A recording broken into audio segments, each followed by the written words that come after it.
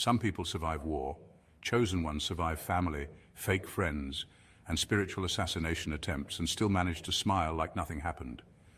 Don't let that smile fool you. Behind that calm energy is a walking miracle, a divine enigma, a soul that's been ambushed by darkness, misunderstood by the very people they tried to save, and targeted not for what they did, but for who they are. And now, the world is about to be shocked when they find out what you survived. Here's a fact most people can't handle. Trauma doesn't always show up with scars. Sometimes it shows up as wisdom, silence, intuition, and a glow that makes demons uncomfortable. The truth is, the chosen ones weren't sent here to have an easy life. You were dropped into spiritual war zones with no manual, no backup, and, let's be honest, a few shady loved ones who came straight out of the villain chapter of your origin story, but somehow you outlived every trap. You buried versions of yourself without funerals, and you resurrected in silence while everyone thought you were done. And now, you're not just surviving, you're about to shock people, not with revenge, not with anger, but with how whole you became after everything tried to break you. So buckle up. Number one, you survived the weaponization of your own kindness. You survived something most people never even realize they're going through. You survived the weaponization of your own kindness.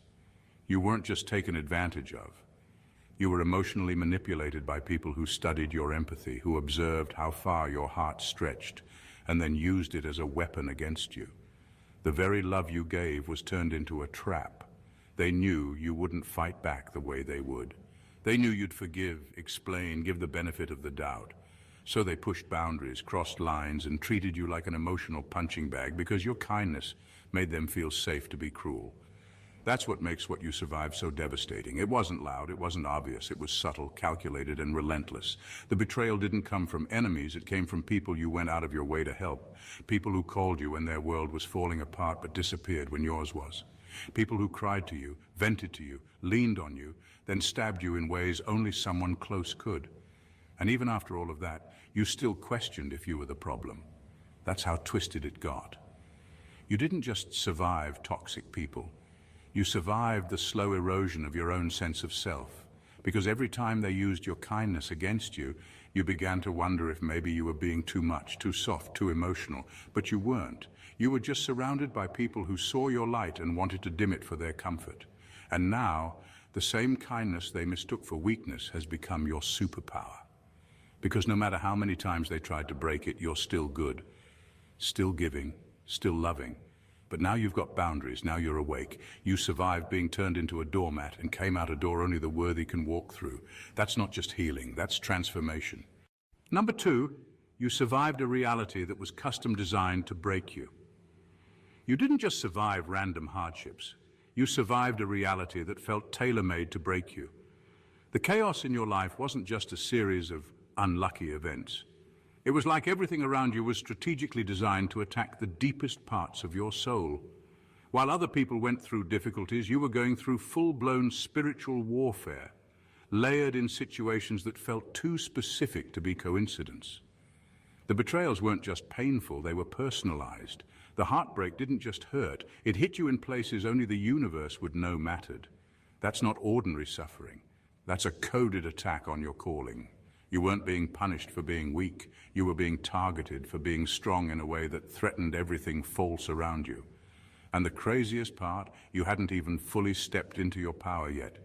You didn't know who you were, but life did. And so did the forces that didn't want you to remember. That's why things kept falling apart every time you got close to clarity. That's why people kept switching up on you right when you were about to elevate. You weren't just trying to survive life. You were trying to breathe in a system programmed to suffocate you before you even woke up to your purpose. What you survived wasn't just emotional or physical, it was energetic. You were a threat the moment your soul entered this world.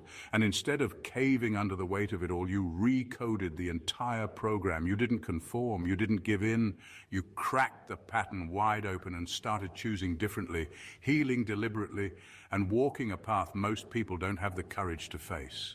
And now you're stepping into the version of you that all that darkness tried to bury. The odds weren't just stacked against you, they were custom built, and you still made it through. That's not luck, that's proof you were never meant to be average. Number 3, you survived being the black sheep while carrying the golden blueprint. You were treated like the outsider, the problem, the black sheep. But the truth is, you were carrying something the people around you couldn't see or understand. You had the golden blueprint, the healing code, the energy meant to shift everything. But instead of being embraced, you were rejected. Not because you were wrong, but because your presence made others confront parts of themselves they were desperate to avoid.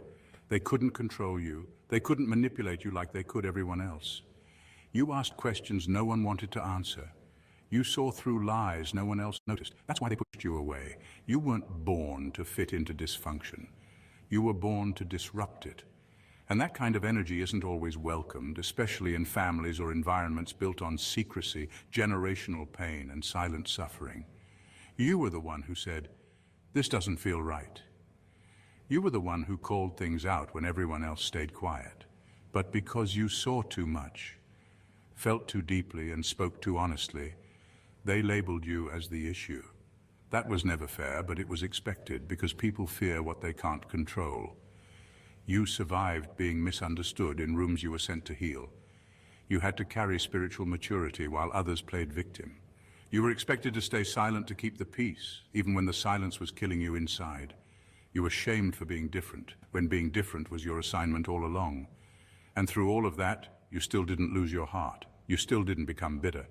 That's what makes what you survived so powerful. They cast you out without realizing they were throwing away their blessing. But now, the roles are reversing. The one they tried to shame is the one they're secretly watching. The black sheep is becoming the cornerstone, and whether they admit it or not, the energy they once rejected is now the very thing they need to heal.